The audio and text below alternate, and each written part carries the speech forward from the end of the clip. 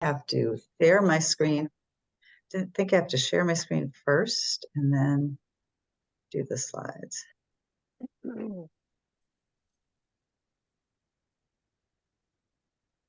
It's so hard to get lighting.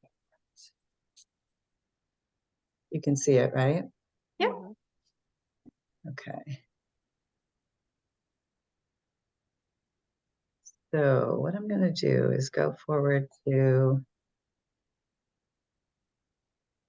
the first video and just hit it and see, make sure it's going to play. Okay, this is the first video, which is, I think this one's 3.5 minutes. Can you hear it? Nope. Mm-hmm. Can you hear it? No. Not. I don't know how to do. Yeah, I think sometimes you have to, there's like a setting in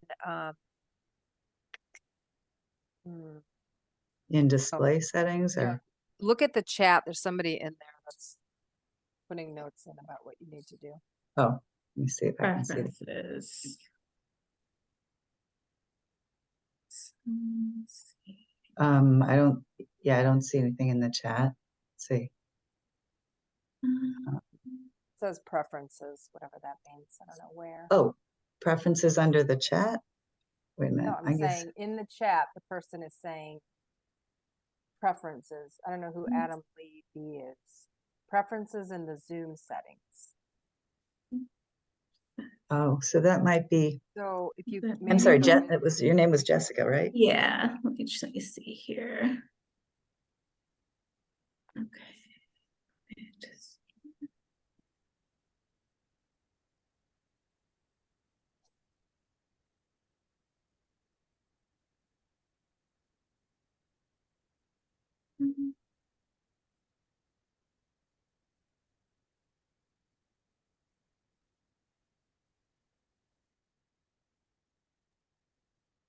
Can you guys hear me? Yes. I can hear Okay. you. All right, good.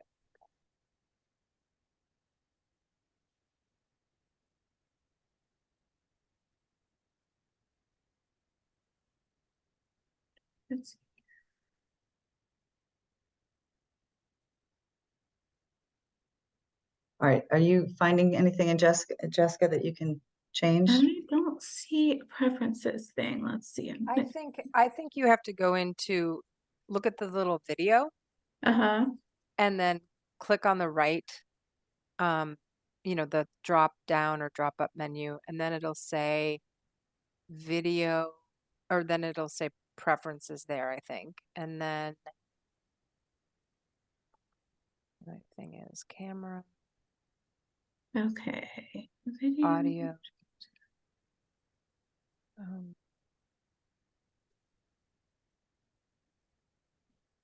The other thing, Susan, is to, instead of showing it maybe from your slide, I don't know how you're going to do this necessarily, but to try to go out to the resource itself.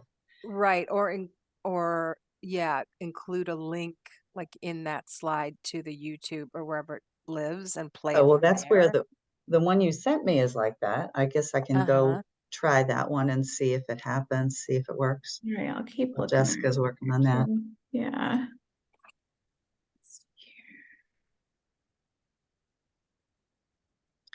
Okay, I can't get it to, there we go. Try that one and see if it happens.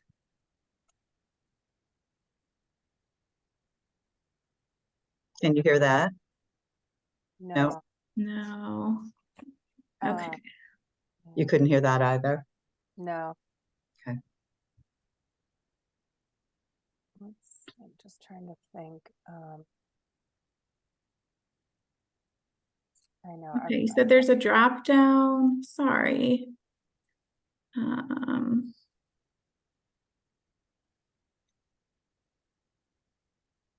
Yeah, Suzanne, can you help her walk through that again? Yeah, it's just there's nothing there. But if you look at the little video camera and the click on the drop, on the video, on the menu there, it says video settings. But so video settings, I don't know. Oh, okay, I see that, yeah.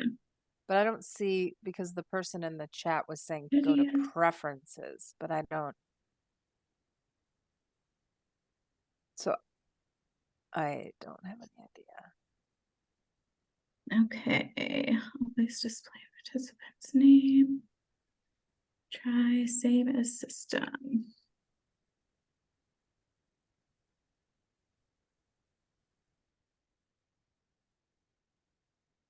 Yeah, and I can't see that I can The audio. do it.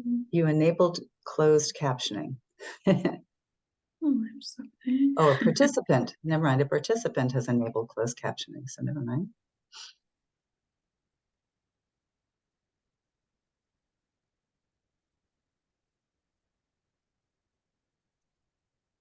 Yes, let's try save as system. Thank you, Adam, for helping with this. Yes, thank you. Sorry, guys.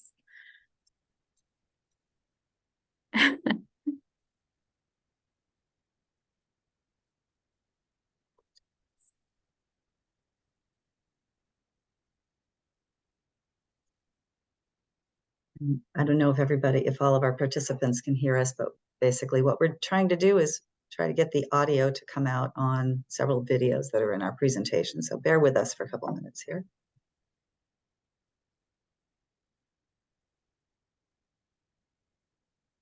Yeah.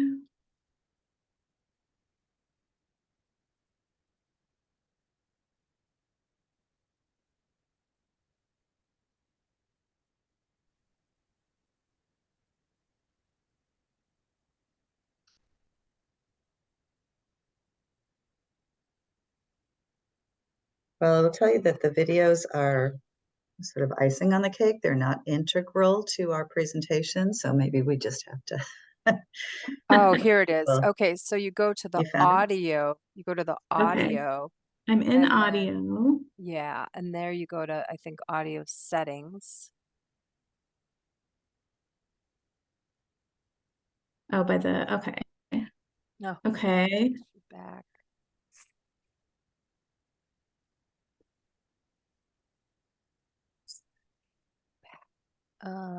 Video rendering.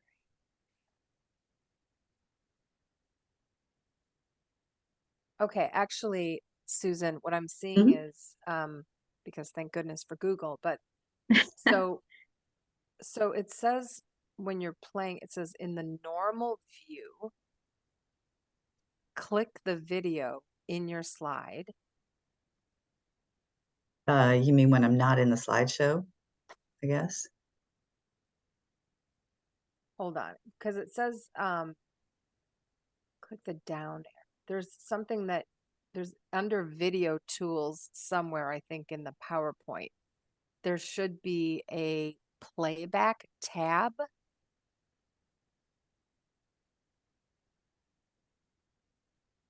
Okay, so let's see under, I can't see my, let's see, under video tools. I don't see anything that looks like video tools, so I Okay. think we should just go ahead Okay. and not worry about this because we're already 5 minutes over the time that the presentation is supposed to start. So I know we have people waiting, and these videos are great, but they're not a requirement to understand our presentation. So what we can do maybe is send out links to some of these afterwards, because Jessica, just so you know, I did send a PowerPoint PDF, sorry, a PDF of this presentation to Megan, but we've changed it a little bit since then. So probably what I'll do is send a follow-up one that's going to be exactly reflective of what we're doing. And so if people have the recording, they'll be able to watch the slides at the same time. So we can send the links along with that. Perfect. Okay. Yeah, sorry about that. Yeah, we'll get that sent out to everybody afterwards so that they can see the videos. Yeah. All right. So should we just get started then? Let's get going. Okay. Hi, everybody. My name is Jessica. I'm a library associate at the Merrimack Valley branch. Welcome and thank you for coming to this program. Tips for Business Growth, International and Local Resources, part of our Small Business and Nonprofit Conference. This program is a webinar and it will be recorded.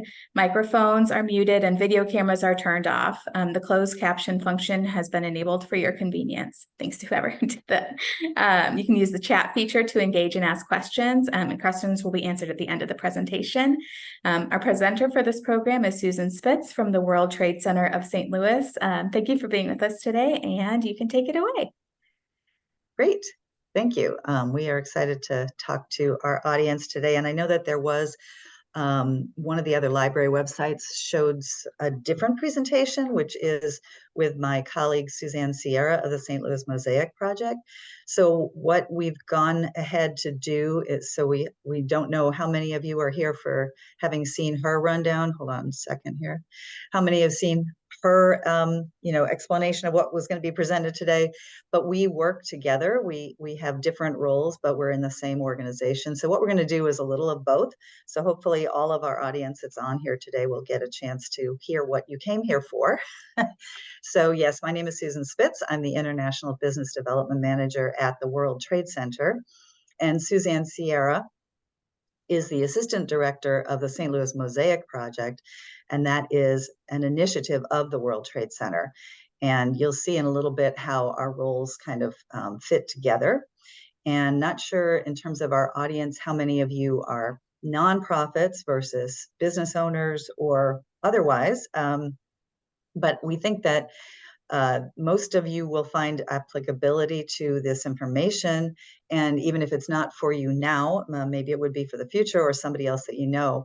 We hear all the time that, oh my gosh, I had no idea. First of all, many people don't even know there is a World Trade Center in St. Louis, but even fewer of us know what the World Trade Center does, including myself before I started working here. So we're going to give you just a glimpse about all the resources that are available. It's going to be a little overwhelming, but you will have a recording and follow-up of this. So just kind of sit back, take it all in. And as Jessica mentioned, we'll answer questions at the end, and I hope that we will have plenty of time for questions. So a little bit of background first, and then I'm going to turn it over to Suzanne. So who are we at the World Trade Center? So you can think of us in a nutshell as the international division of the St. Louis Economic Development Partnership, sort of the international department for our region. We want to magnify St. Louis' presence on a global stage, and we want to grow our economy locally through all kinds of international efforts. And this slide actually says we've been here for over 25 years. In fact, we've just passed year 30. We've actually been part of our region for 30 years. We cover the entire state of Missouri, and we don't cover the Kansas City area because there is another World Trade Center in Kansas City. So the whole state is covered by these World Trade Center efforts. We actually report up to the mayor of St. Louis and the St. Louis County Executive. We do have a membership, and I am the membership manager, but it's important to know that membership is really for those who want to support our mission. You do not have to be a member to receive services from the World Trade Center because we are quasi-governmental. So never be afraid to reach out to us for any questions that you might have.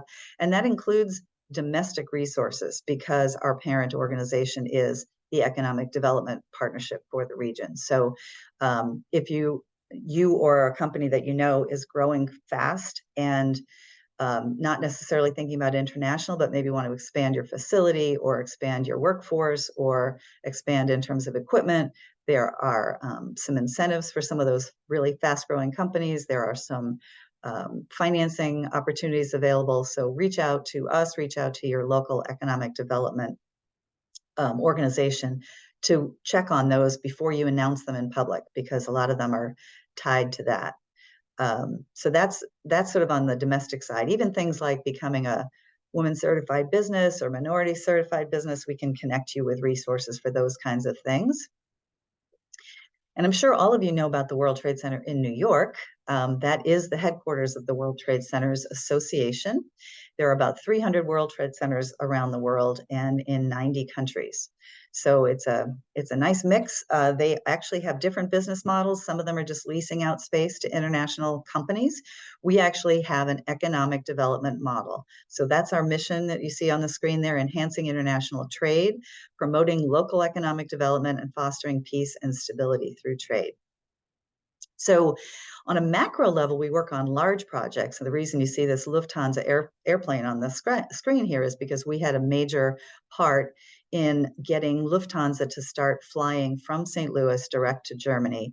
And that's the first time, unfortunately, first time we've had it in over 20 years, but it's been phenomenal. The ridership has been tremendous. Lufthansa is thrilled.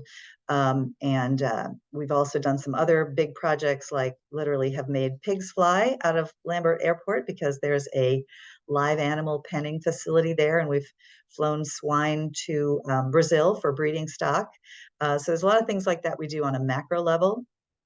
And then on a micro level, that's really kind of more what I do. I'm working with Missouri-based businesses to help them grow individually through international activity, especially through exports. So TIPS in the title of our presentation is actually an acronym for the three major ways that we work, and that is through trade, investment, and people. And I am really on the trade side, and Suzanne is on the people side. So we're just going to give you this overview to what we're going to talk about today. So, and trade, when I say trade, I'm talking about importing and exporting, mostly exporting, and that's international sales. I will get into a little bit more of a definition later, but that's really what we mean when we're talking about trade. But these are the three major ways that we work. Typically, when I give this presentation, I start in with on the trade side, but Suzanne is here helping me. And so we're going to start on the people side. And really, it's what people is what makes all of this work. So I'm going to talk a little bit about the other people aspect of what we do. And then Suzanne's going to talk about the St. Louis Mosaic Project. And then I'll jump back in and talk about the rest of it. But on the people side, there are two major things that we do. One is the Sister Cities program. There are 16 sister cities with St. Louis, and they're all volunteer-led organizations. But the World Trade Center is kind of the administrative organization that kind of holds the bag for all of those organizations. Sister Cities programs were inspired by President Eisenhower's idea that citizen diplomacy reduces world conflict. You can see there all of the different sister cities that we have. Two that are noteworthy. The one in the picture is the 40th anniversary of Nanjing, China. St. Louis actually had the very first sister city relationship with a city in China, the first one in the United States. And a couple of years back, we celebrated our 40th anniversary. Mayor Lyder Cruzen at the time did fly to Nanjing, China. And there is an amazing pair of statues that were dedicated. One was in Nanjing that shows a baseball pitcher throwing a pitch. And then in the ballpark at St. Louis, outside of the ballpark, there is a twin statue of a batter hitting the pitch. And the video that we were trying to get to show at the beginning here, unfortunately the audio isn't playing, but it was it's a beautiful video that the Nanjing Sister City Committee created, showing all of the relationships that have happened between our two cities over the 40-year period. One other one to call out is Stuttgart, Germany. That's our oldest, our longest standing sister city program, just passed, I think this is the 62nd year, 62 years of sister city relationship. So without going into too much detail here, I'm going to skip over this video because unfortunately you won't be able to hear it, but we'll send you a link to it. And Suzanne, if you want to take it over and just let me know when you want to advance the slides and talk about the other part of the people work that we do. Yeah, thanks, Susan, for that. And everybody can hear me okay? Yes. I just had a little pause when you were presenting, Susan, and then the message of my internet is unstable. So hopefully I won't freeze, but I only have a few slides. But yes, thanks everybody for showing up today. And I'm the assistant director of the St. Louis Mosaic Project, which, as you heard, is it's a regional initiative of the World Trade Center. And go ahead and you can go to the next slide, Susan. Yeah. We were established 10 years ago. And that was because at the time there were many companies that were leaving St. Louis and our population was beginning to dwindle. And the civic leaders were concerned about that and wanted to figure out a way to reverse those trends. And so there was there were a couple of years of doing analysis, and in 2012, as it says on the slide, there was a study that was done through St. Louis University with an economist named Jack Strauss. And what he did was he looked at 10 peer cities, so cities that were similar in size to St. Louis, to look at what was fueling their economy. What did they have that we didn't? And what they found was that immigration was really the engine that was powering a lot of those economies. And we have less than 5% foreign born. We refer to the population as foreign born, but other people, or a synonym is immigrants as well. And so we said, well, the civic leaders decided there really needs to be an initiative to focus specifically on trying to attract and retain more foreign born people to St. Louis. So, you know, again, at one point in the 80s, St. Louis ranked in the top 10 of economies. And this 2021, we're actually sadly inching toward the 23rd now largest metro. And so our population continues to decline. But again, the growth opportunity and potential is with the foreign born population. So we were established as part of the World Trade Center. It made sense to put us, you know, under World Trade Center and the Economic Development Partnership, because this is all about growing that economy and focusing specifically on how we do that with and on behalf of the foreign born population. So go ahead and you can go to the next slide. And so our goal is to transform St. Louis into the fastest growing major metro for immigration by the year 2025. And that's, of course, a very aspirational goal. And the numbers have really kind of gone like up and down. And in 2018, St. Louis ranked as the number 3 fastest growing metro for immigration. And then a lot of things happened, the prior administration and COVID. A lot of restrictions were put in place for H-1B visas, which are the visas that executives are given to come and work here for, come to the US to work for a company. COVID, of course, really hampered the number of international students that are studying here. And so, you know, those numbers have really unfortunately gone down a little bit. But to give you an idea, when we talk about the foreign born population of St. Louis, what does that comprise? Who makes that up? And you'll see the yellow box on my slide. That so we have still less than 5% of we have less than 5% foreign born in St. Louis, and that population includes the individuals from India. They are now the number 1 largest foreign born population in St. Louis. The second group is individuals from Mexico, and the third group is individuals from China. And so I want to say that it's important to understand how we work. We are a staff of 3. So it's myself, the assistant director. Betsy Cohen is the executive founding director. And we have a project manager who supports the work that Mosaic does, along with the work that the World Trade Center does. So we aren't, the way that I like to describe what we do is that we are a mashup of a Match.com, a Chamber of Commerce, and a Welcome Wagon.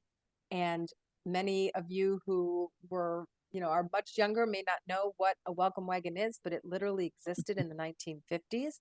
And it was a vehicle that would go to neighborhoods and physically in person welcome people to the neighborhood with information and resources about local dry cleaners and grocery stores, etc. And so we've really sort of taken that and expanded on it. So we work as a marketing arm for the region. What we are marketing is how we are welcoming to the foreign born and why it's important to be welcoming. And then we work with many, many community partners to implement plans, implement initiatives and programs that demonstrate that welcoming. And that looks differently across the region. And so we support foreign born job seekers, and we support immigrant foreign born business leaders through connections. We are considered a catalyst for connections. We make warm introductions to individuals who are here, who may not literally may not know anyone except a spouse, who at the end of the day want to thrive, right? They are either looking for work that matches their skills, or they are looking for how to grow or scale a business. And so we're all about just making that warm introduction and connecting folks. So go ahead and go to the next slide, please. Right, there we go. Oh, there we go. So this is at a glance our impact. And I mentioned, and it bears repeating over and over, that the work that we do is very much collaborative. As I said, we are 3 individuals. And so over the course of 10 years, we have been able to achieve 52 ambassador companies and connecting 300 plus foreign-born individuals looking for work. And we have a social connector program that is really comprised of the spouses of many international executives that come here who, may not be ready to work yet, because when you come here as an international um, person, you have to have work authorization. And oftentimes when it's an executive that's coming, that person has Oops. the authorization, but the spouse doesn't. And the spouse is sitting at home and suddenly lost and doesn't know St. Louis well yet, and doesn't necessarily maybe have a real solid grasp of the English language. And so this international mentoring program and the international spouse meetup group are comprised of women, and the 850 number is already outdated. It's closer to 900 women and spouses that represent close to 76 different countries. And so these women meet monthly for information about St. Louis. They go to cultural institutions, but it's also for camaraderie and to meet others in the community so that they don't feel alone. What we market oftentimes is what we like to call a sense of belonging. And we also work with our 17 local universities. Our foreign-born population in St. Louis is comprised of refugees and immigrants. And obviously everyone has been hearing about the Afghans that have been coming into St. Louis, the Ukrainians. We also have refugees coming in from many, many other countries like Congo and Syria and Iran and many Latin American countries. Mosaic doesn't do the work of resettling those refugees. That is done through the International Institute.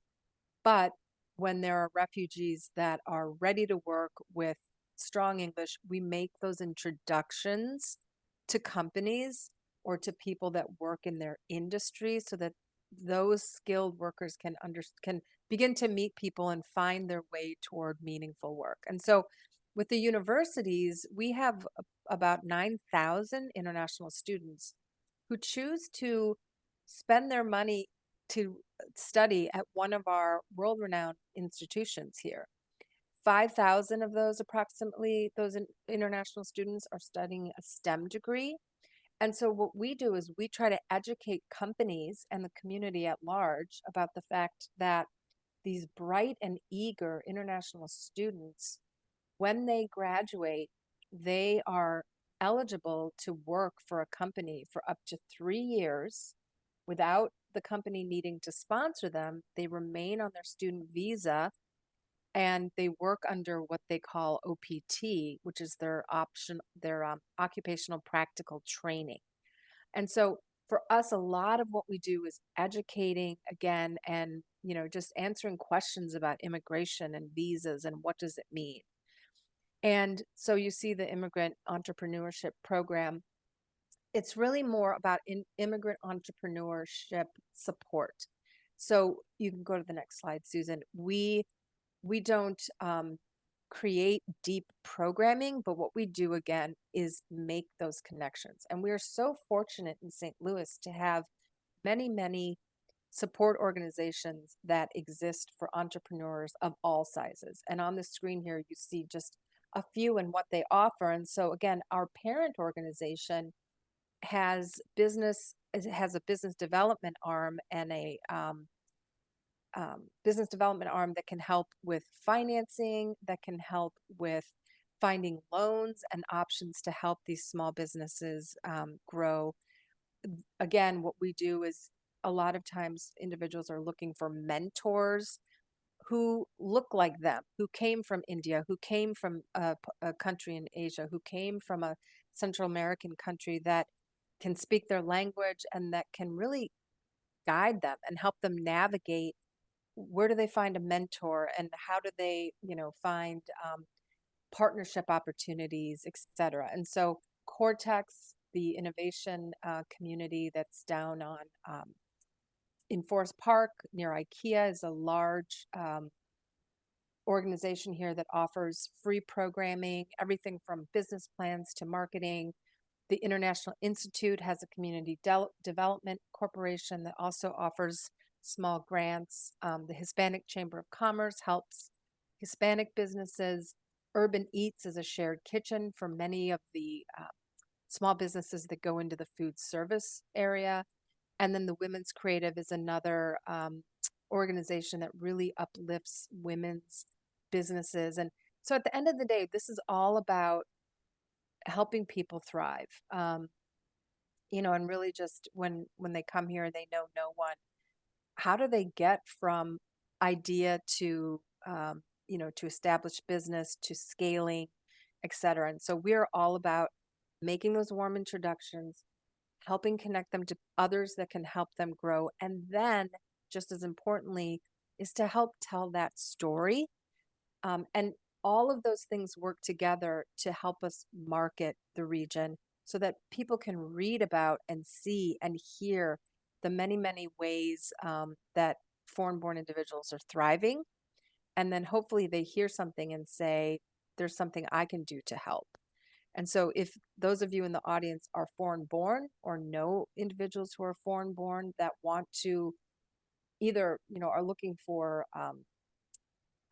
business growth opportunities or are looking for connections, even through, for career or mentorship, give us a call, and that's what we do, and we're happy to help you. And so that's our piece of where we fit into the larger economic development story here. And then this is again another video that unfortunately we aren't able to play, but we can send to you. Oh, are you able to play that? We can try it. I see the little. Well, I'll just tell you quickly. I think the volume just isn't coming out. I can hit play, and you tell me if you hear it. Yeah.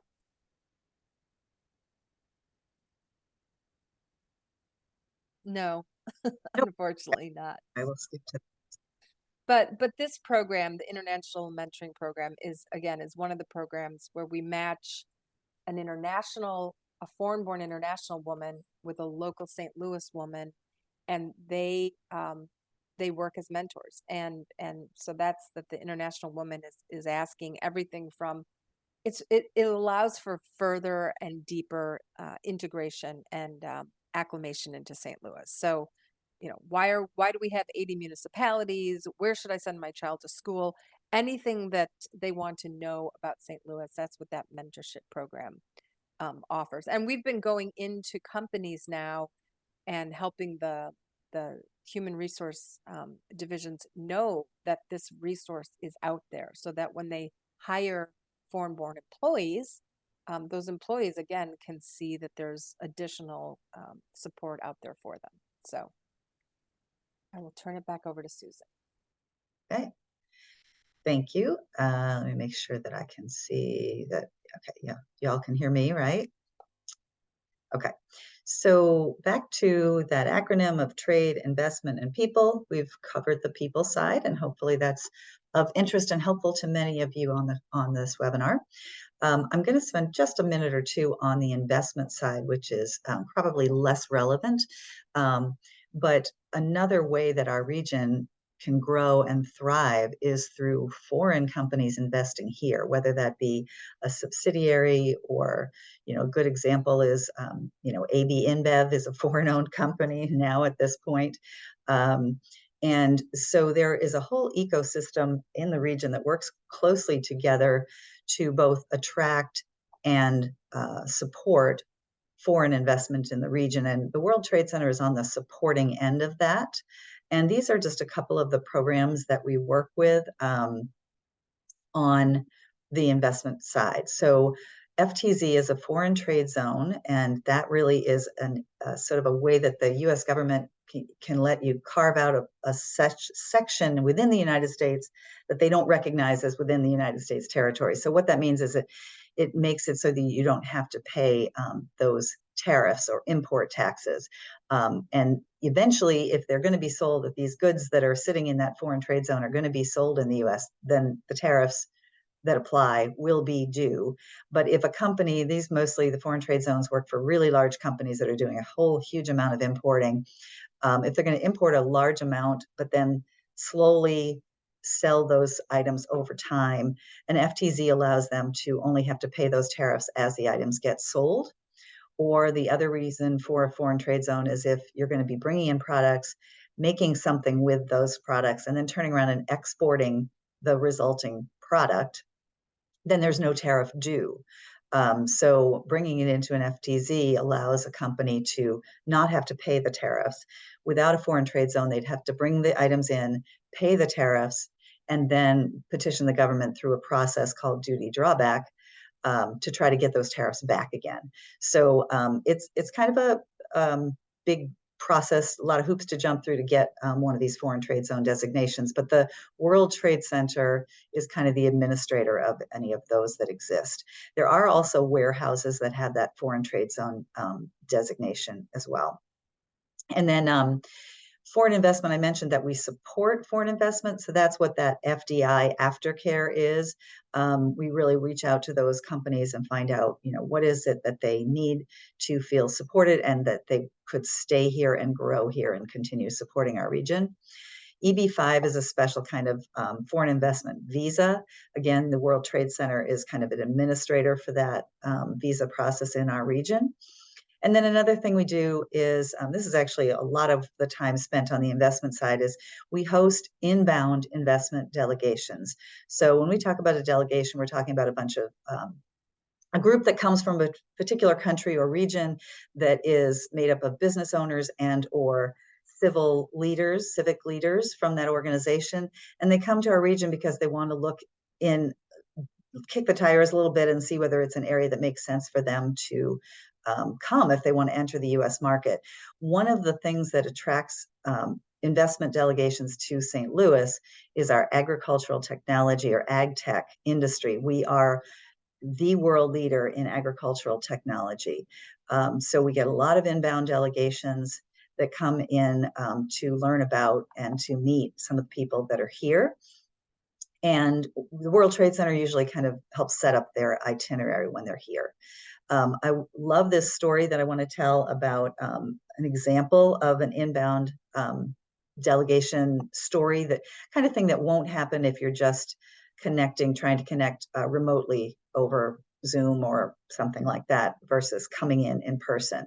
So down on the waterfront of St. Louis, there is an area that's sort of the produce, it's called Produce Row.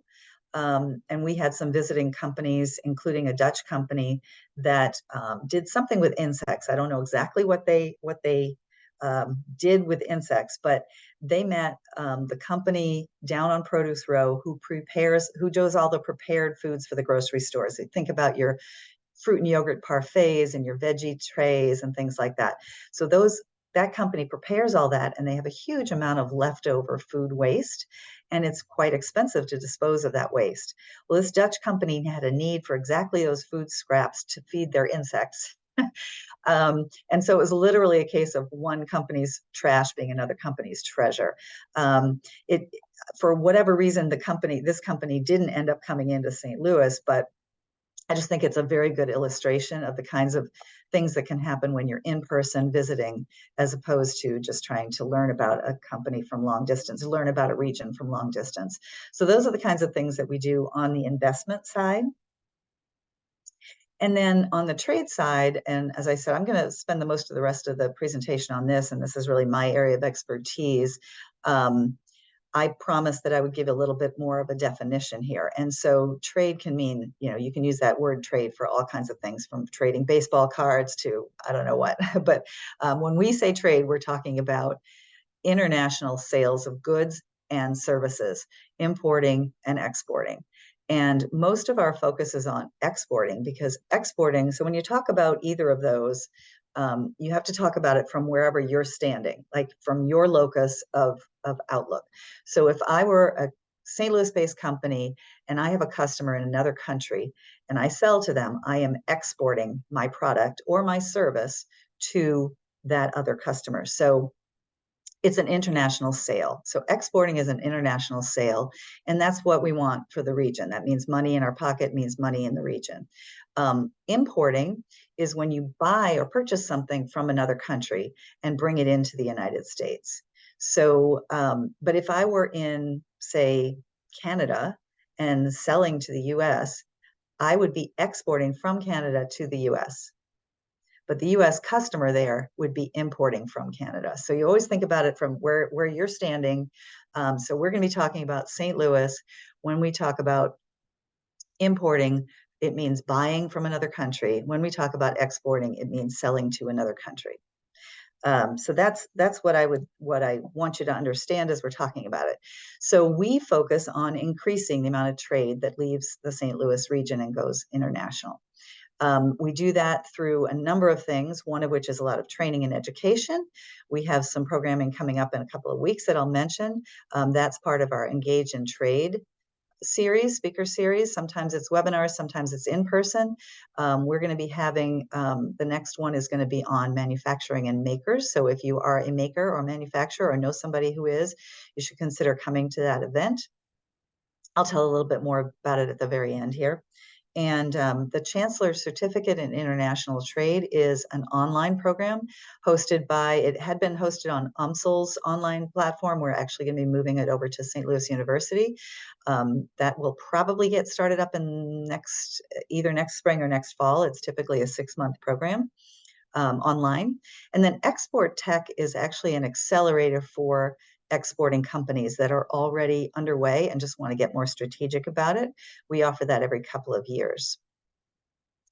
I mentioned trade delegations. I mentioned that on the inbound side. We typically host about 20 inbound trade delegations every year. We typically take one outbound trade mission.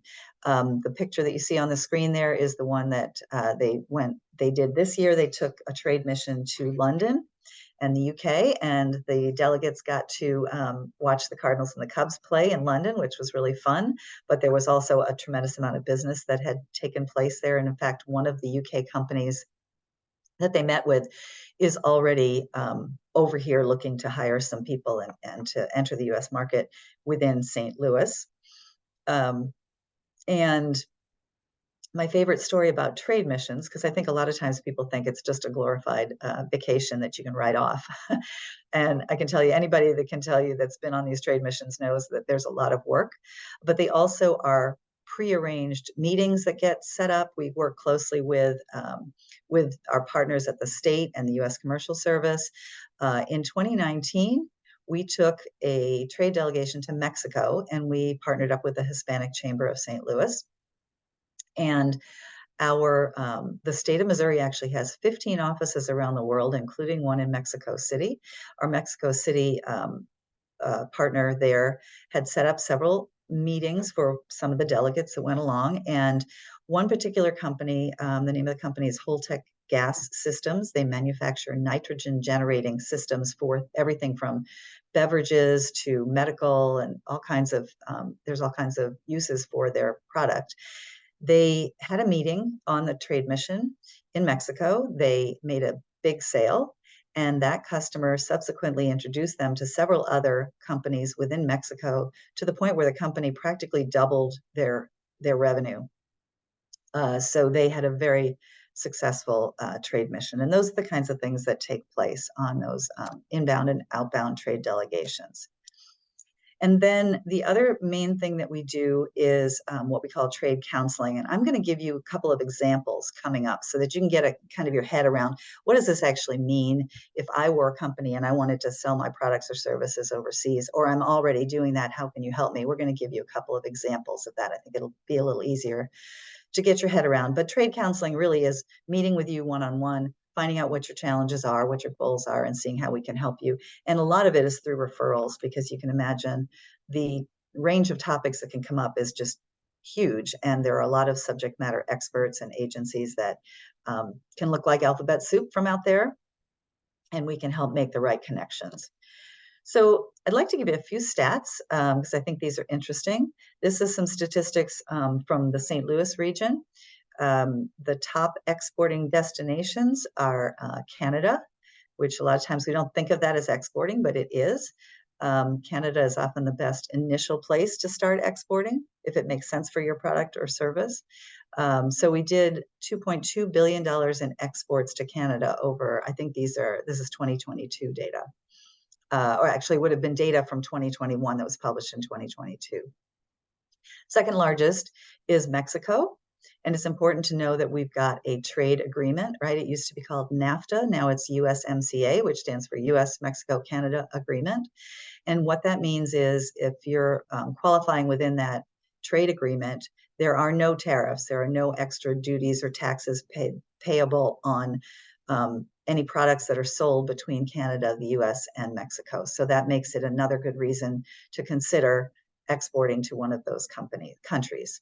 And another interesting thing to note is that I've mentioned services a couple of times. We just think of selling things, right? But services are also an export, and they're a growing portion of our exports. This slide says that 27% of exports from the region were in services. Actually, more recent data says that it's closer to 30%. And you can think of things like IT security, or if you're an architecture firm or a consultant, or even international education, international students, foreign students are a service export.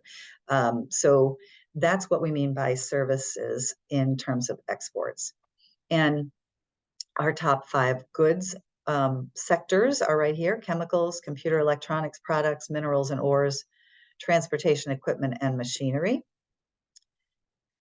This is the top part of this slide is the same information that was on that other slide, but I like this. This is actually this is a country fact sheet. Sorry, not a country fact sheet. I'm going to go back to my previous slide and look at what it's called. It's on trade.gov, state economy and trade fact sheets. And I can include those links after this presentation as well. What I like about this slide, though, is that you can see the different counties and the amount of their exports. And we are truly an integrated region. If you look at the top region, it's St. Louis County, but the next top exporting region is Madison County, Illinois. And then comes St. Louis City and St. Charles County. So the exports go from all throughout our region, and it definitely enriches our economy. So why do you care? Why is it important to export? This is my favorite stat right here. This is a big why. 95% of the world's consumers live outside of the US. And US products are considered to be very high quality, and they're desirable. So if you have a product and it's your own product, like if you're a franchisee, for instance, you can't sell those products overseas because the franchisor has the rights to figure out how to do that. But if this is your own product or your own service, and it's a consumable item, you may be leaving money on the table to not think about exporting. Another good reason is that it diversifies your business risk. A lot of times when there's a downturn in an economy, it doesn't happen worldwide. The pandemic was an exception, right? But in the downturn of 2007 and 8, there were companies in the US that only made it because they had significant presence overseas, and their export sales sustained the company until they could get through the other side of that recession. Another interesting fact is that 85% of exporting companies are actually considered small to mid-sized enterprises. Sure, we think of Anheuser-Busch, we think of Boeing as exporters, and they do export. But there are about 5,000 companies in the Missouri region that export, and the majority of them are 500 employees or less. That's the SBA's definition of small to mid-sized business. You definitely want to have your systems in place as an organization before you start selling internationally, because you have to make sure that you're in compliance. But there's a lot of resources to support you when you look into exporting. which brings me to the next slide. This is just a smattering of some of the organizations that are in our international ecosystem that can help support your exports. Oh, I should mention, let me go back for a minute. The woman in the slide here is a Belleville resident. The company is called Save the Girls. She's invented a touchscreen purse where you don't have to take your phone out of your purse to operate it.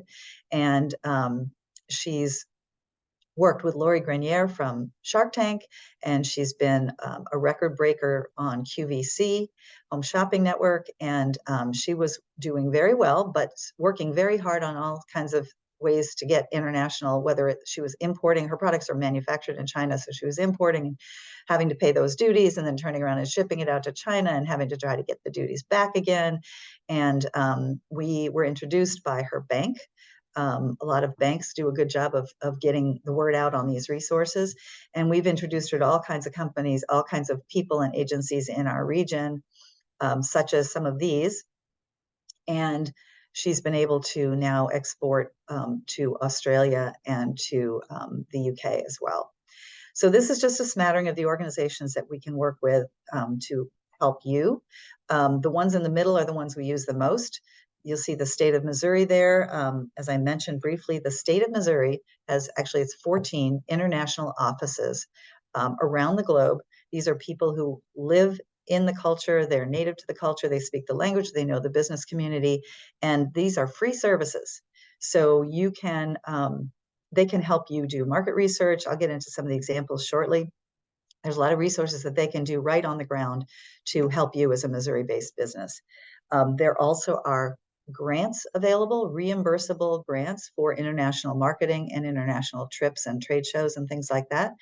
It's funds from the SBA, but each state gets these funds, and the state of Missouri does a really good job of getting access to those funds. And they also even have their own pool of money as well. So you can get reimbursed up to 50%, in some cases a little bit more, for things like your international travel, your trade show costs, even translation of your marketing materials and your website. So we work with the state very closely. To the left of that, the U.S. Commercial Service has St. Louis reps in our region, and they work with all of the different embassies around the world. So they can help you if something gets stuck in customs, they can help you figure out how to code your products, that kind of thing. And then right smack in the center, the SBDC. I believe the SBDC may have even had their own presentation at the library conference this year and in years past, but they are a great free resource to help scale up a business. And they have an international arm, and I'll actually have a slide on that in a few minutes. And one other shout out is at the top left there, you'll see Missouri Enterprise. They work with manufacturers. Their services aren't free, but they do tremendous ROI. They can really help you on the manufacturing side, and they are our speaker in a couple of weeks for our Engage in Trade series. So you're probably eyes are glazing over at this point. I've given a lot of information to you. Let me go through 3 examples to just help you get a little bit of a sense of how that actually looks if somebody wanted to think about exporting. So our first example is something called the accidental exporter, and it seems like a strange term, but if you think about it, with e-commerce these days, if you've got a website and you have your settings set, if you've got a shopping component on your website, and your settings are right, you can get a sale from an international customer before you even know it. So more often than not, that isn't what happens. What happens is you get an email or an inquiry. In this case, our example, and these examples are taken from real live customers that we've worked with, but just kind of a mashup of different examples. But in this case, we say we've got a customer that sells their company that sells therapeutic products, and she gets an email from a doctor in Senegal who wants to place an order. We have heard of companies who just say, I don't know if this is legitimate, delete. But we say, don't delete that email, reach out to the World Trade Center. Because between us and our partners, we can do background checks, we can assist in finding out whether that inquiry is indeed legitimate. And if it is, we can help you figure out how to classify your products and how to do all the documentation that you need to get the products sent overseas, and shipping options and that kind of thing. And then also, this is a biggie, of course, how do I know I'm going to get paid? There are options for minimizing payment risk. The main thing these days is that you can just get a credit card payment ahead of time. But typically you'll do that for a first-time customer. But if you end up with a relationship with a customer that they're ordering over and over and over, but you want to make sure that you want to offer them terms, but you want to make sure that you're covered, there are some programs that can help cover that. And you'll see that note down there that says most services are free of charge. The second example is, we'll simply call them the global expander, somebody who knows about that 95% of the world outside of the US and wants to get a piece of that. The customer that closely mirrored this was a company that was selling CBD products, and they felt like the US market was saturated, and they thought they should just start right off by entering the market overseas with products that were going to be considered very high quality. And she wanted to go into kind of the medical market, not the recreational side of the CBD market. So I wouldn't call it recreational, I guess, topical consumer market. So in this case, we've said this is a local beauty products company. They want to expand into global markets. Where do we start? There are about 200 countries around the world. How do I know which one to start with? Reach out to us. World Trade Center and our partners can help you research the markets, figure out which ones are going to make the most sense, who can afford your products, where's the competition, where are the regulations not too difficult. And then once you've identified some markets, we can actually reach out to potential customers, or more often potential distributors, because that is a good way to sell your products in another country, is to find a distribution company that's based there and that speaks the language and can maybe already has a customer base and can introduce your product to their customer base. So we can help identify those distributors and introduce you, and you can meet with them. And then, as I mentioned before, there are ways to fund that business expansion through these grants that are administered through the state of Missouri. And again, most of these services are free of charge. Final example is somebody we'll call the business diversifier. In this case, we've got a mid-sized brewer in the St. Louis region that's dependent on just a couple of large customers, and that's always a bit risky. So he wants to diversify and spread out some of his customer base. And this is a good place to think about Canada and Mexico. You don't have to ship it overseas. You don't have to put it on a ship. You can keep it on a truck. If you think about it, some destinations in Canada and Mexico are closer to us than even other destinations within the US. Canada in particular speaks our language. Culture is very similar. So it's a good first market to look into. And the state of Missouri also has an office in Montreal, Canada. So there's a lot of services that we can do in this particular case. This is where we would talk about export education and counseling, taking advantage of some of our programs, and then the one-on-one meetings, access those grants for export activities, and then technical assistance is down more into the weeds. And that will bring me actually to my next slide, which is with the partner at the SBDC. So the SBDC offers business counselors, essentially coaches that you can work with for free. They can help you figure out how to put your business plan together. If you already have a business plan, how to execute on it, how to get your financials in good shape, try to figure out your marketing, sales, et cetera, et cetera. They've got an international expert who has developed an amazing program pulling from best practices that are out there.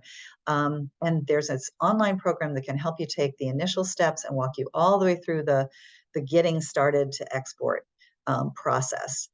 And so I would recommend that you check out this export readiness assessment. It's just a Google form, and you may not be able to fill it out yet at this point, but even just looking at what the questions are that they ask will give you an idea of what kinds of things do I need to know before I even start exporting. So I encourage you to go there. If you do go there and complete it, you will hear back from the SBDC counselor. Actually, I think you might have to register with a counselor first before taking this. Well, I'm going to scratch that because it's right here. I think you can just go on here and complete it. Anyway, either way, it's worth doing. And if you complete the export readiness form, which won't take too long, but then you will get back a customized response, and you can have a meeting with them to talk about what are the next steps, what makes sense for you to do first in terms of figuring out, what you need to know, what questions to ask. So I highly recommend working with them. In fact, the international director's name is Leslie Fisher. Leslie and I will be presenting on October 17th at Enterprise University, which is a free webinar process that the Enterprise Bank offers. If you want to learn more about this and see this export readiness assessment, you can register for that Enterprise University course. Okay, I think I'm just about done talking here. This is really just a review of all of the things that we talked about. And as I mentioned before, you probably are a little overwhelmed. Really what we want to do is just let you know that there's a tremendous amount of support and resources, most of which are free. And we would be happy to help you. There is no dumb question. We are pretty well connected within the region and can help you figure out who it should be that you could talk to. And who knows, maybe you'll find yourself in your business among that 84% of small businesses who are exporting. And here, I want to put our contact info up. Oops, I forgot this slide. This is the Engage in Trade that I mentioned. If you go to our website, which is at the bottom of the screen, scroll down lower right side, there's a place that you can sign up for our e-newsletter. If you want to get connected to the Mosaic project, I will have their website up in just a second here. But some of the ways you can get connected with Mosaic is to become an ambassador or a mentor or a professional connector. And Suzanne would be happy to just kind of talk with you and figure out what makes the best sense there. Growing Global, unfortunately, you missed it for this year, but that's our biggest annual event. And we had 740 people. It was very exciting, talking about how St. Louis is doing on the international stage. So this is our contact info, and hopefully there'll be a few minutes. Let's see, what time do we have? We just got a couple minutes for questions. And Jessica, I don't know if you if we're doing it on chat or Q&A. Let's see, I guess I've got Q&A up here. Yeah, it looks like there's been one question in the Q&A. Ashley asked, can you also provide the name for the enterprise class that you referenced? I'm afraid I don't remember exactly, but it either would be TIPS, which is the name of this one, but since I'm presenting with Leslie, I think it might just be International Resources, International Business Resources, something like that. If you go to Enterprise University, they'll have the course catalog. You can look through it, and I think there's maybe one, maybe two. There may be two on October 17th. We're in the morning. So great, thank you. All right, well, thanks so much, Susan and Suzanne, for that very informative and interesting presentation. I'm also going to put a link in the chat for our conference survey for you to provide feedback on the session or the conference day as a whole. People who fill out the survey will be entered to win gift certificates to local businesses and will be contacted next week. Cool. So doing that. And one little thing, this will be on your presentation too, but this link will send you to a 1.5-minute long video. Is a sort of a little commercial that is a summary of what I gave today. So if you wanted to go back and look at this would be a good overview. Oh, awesome. Thank you. All right, I'm going to stop sharing here. Can you please share the slides? Yeah, so we have a copy of your presentation and we'll get that sent out to everybody so that they'll have the slides and can watch the videos that we weren't able to hear, unfortunately. Yeah. Great. Great. Well, thank you, everybody. Look forward to you. hearing from you. All right. Thanks, everyone. Thank you.